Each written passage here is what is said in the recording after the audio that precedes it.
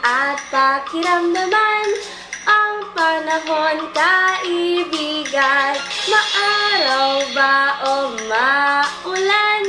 Pagpasok sa eskwelahan, maaraw ang panahon.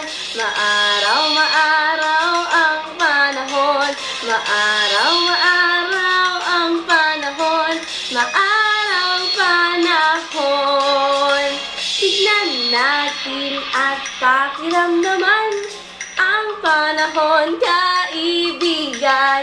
Maaraw ba o maulan?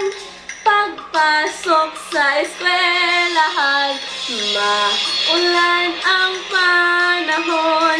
Maulan ang panahon.